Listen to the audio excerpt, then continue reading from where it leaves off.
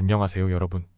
오늘의 흥미로운 영상 내용은 레이저가 드론의 크립토나이트가 될 수 있는 이유, 그리고 경제학자들은 트럼프 집권 하에서 해리스보다 인플레이션과 적자가 더 높을 것이라고 말한다.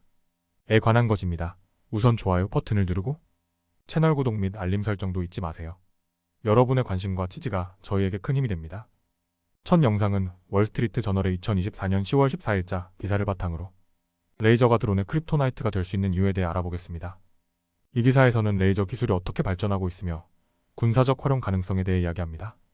레이저 기술은 오랜 기간 동안 문제와 비용이 많았던 개발 과정 끝에 미국과 여러 나라들이 군사적인 목적으로 활용을 시작하고 있다고 하는데요. 그럼 이 내용을 쉽게 풀어서 설명해 드릴게요. 올해 초 미국 육군은 레이저 무기를 사용해 중동에서 여러 대의 적 드론을 격추했습니다. 레이저 무기는 오랫동안 공상과학 같은 존재로 여겨졌지만 최근에는 그 군사적 활용 가능성이 점점 더 현실화되고 있습니다. 레이저 무기는 강렬한 열을 발생시키는 광선을 발사해 드론의 중요한 부품을 파괴하거나 센서와 카메라를 무력화할 수 있습니다. 하지만 이 기술은 아직 발전 초기 단계에 있으며 현재는 몇 가지 한계가 있습니다. 특히 큰 에너지를 필요로 하고 레이저의 사거리가 짧으며 날씨에 따라 성능이 떨어질 수 있다는 점이 주된 문제로 지적되고 있습니다. 미국은 이미 중동에서 성공적으로 레이저를 사용해 적의 무인 항공기를 격추했지만 구체적인 작전 내용은 공개하지 않았습니다. 드론과 같은 무인 항공기가 점점 더 많이 사용되면서 군대는 이를 대응할 새로운 무기가 필요해졌습니다. 현재 미사일을 이용해 드론을 격추하는 데에는 많은 비용이 들기 때문에 레이저 무기는 훨씬 저렴하고 효율적인 대안으로 떠오르고 있습니다. 예를 들어 영국의 드래건 파이어 레이저는 발사당 약 13달러밖에 들지 않으며 매우 정밀하게 표적을 맞출 수 있습니다. 하지만 이 레이저 무기도 날씨나 거리의 한계로 인해 제한적인 활용이 예상됩니다.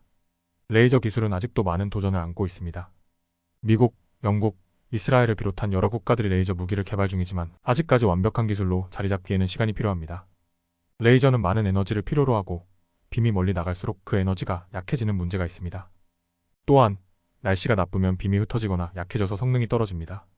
실제로 한국이 레이저를 시험할 때 구름이 끼자 표적을 식별하지 못하는 문제가 발생하기도 했습니다.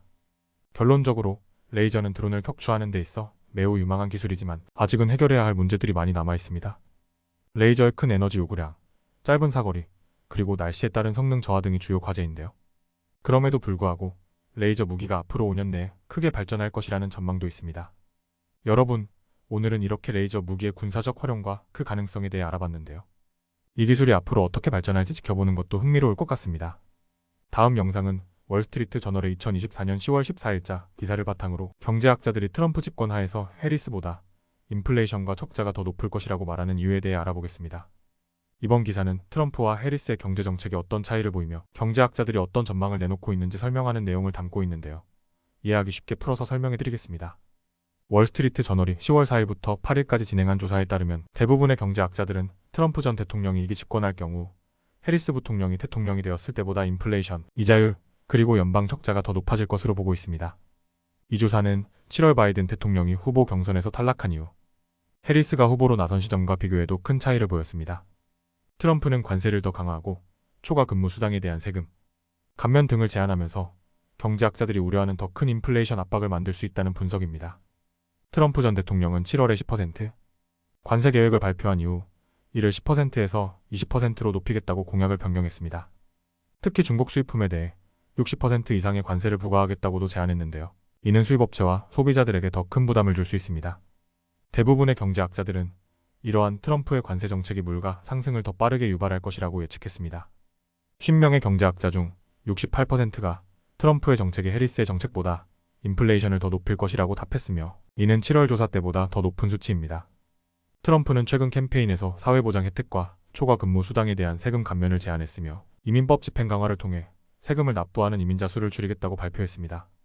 하지만 경제학자들은 트럼프의 재정정책이 연방 적자를 크게 증가시킬 것으로 보고 있습니다. 조사에 따르면 경제학자의 65%는 트럼프의 정책이 적자에 더 큰 부담을 줄 것으로 전망했으며 이는 7월 조사에서 51%였던 것에 비해 크게 증가한 수치입니다. 책임있는 연방예산위원회는 트럼프의 계획이 향후 10년 동안 연방 적자를 7조 5영억 달러 증가시킬 것으로 추산했으며 이는 해리스의 정책에 따른 예상 적자 증가보다 2배 이상 많은 금액입니다.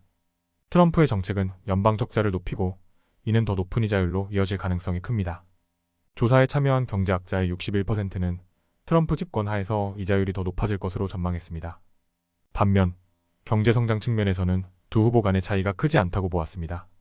경제학자 중 45%는 해리스 집권 하에서 더 빠른 경제 성장이 일어날 것으로 보았고 37%는 트럼프 집권 하에서 더 빠른 성장을 예상했습니다. 결론적으로 이번 조사에서 경제학자들은 트럼프 전 대통령의 경제 정책이 인플레이션과 연방 적자를 더 크게 유발할 가능성이 높다고 평가했습니다. 특히 관세 강화와 세금 감면 정책이 경제에 미치는 부정적 영향이 더 클 것으로 보았으며 이로 인해 이자율도 더 높아질 수 있다는 우려가 제기되고 있습니다. 반면 경제 성장 측면에서는 두 후보 간에 큰 차이는 없을 것으로 보지만 트럼프의 정책이 경제 성장에 더 부정적인 영향을 미칠 가능성이 있다고 평가됩니다. 오늘은 여기까지입니다. 다음 영상에서 더 유익하고 흥미로운 내용으로 찾아뵙겠습니다. 이 영상은 투자 의견이 아닙니다. 매우 고맙습니다.